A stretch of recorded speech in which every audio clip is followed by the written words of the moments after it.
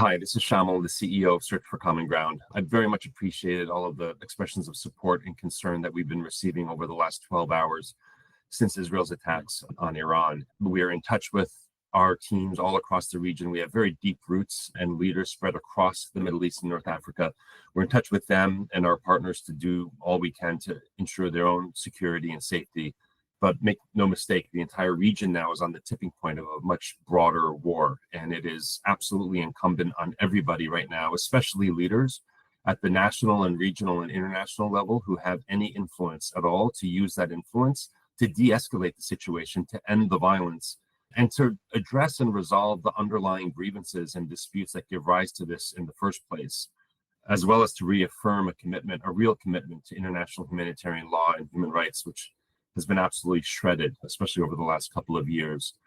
One of the great frustrations in peace building is to see some of the old stereotypes about peace builders being naive or overly idealistic compared to those who perpetrate and advocate for military solutions to conflict.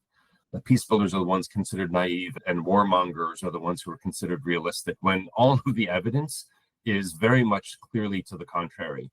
In this region and elsewhere, it is abundantly clear that trying to secure your own people's safety by militarily destroying or dominating your enemies is a recipe for more insecurity for everybody.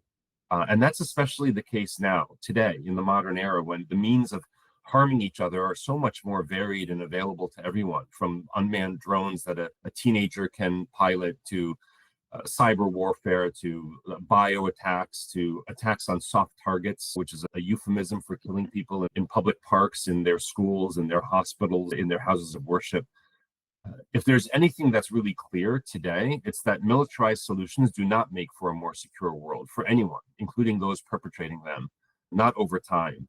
And so escalation is really not inevitable. Peace is still possible, but it is going to require strong and bold and urgent activation and moral leadership now more than ever in this region and elsewhere. So I'm very much appreciative of all the expressions of care and concern. I would urge anybody who's concerned about what's happening in this region, or perhaps frustrated by the ongoing violence in places like Sudan or Democratic Republic of Congo or Myanmar falling off of the headlines, if you're concerned about any of it, to go beyond expressing care and concern right now and to really invest and mobilize in supporting peace builders, supporting my colleagues and partners, supporting other organizations doing this work, but not staying on the sidelines, I guess is what I would say. There is nothing inevitable about violence, but each act of violence makes the next one feel more inevitable. And we absolutely have to break that cycle before it consumes all of us. So please support peace builders today, and thank you for your time.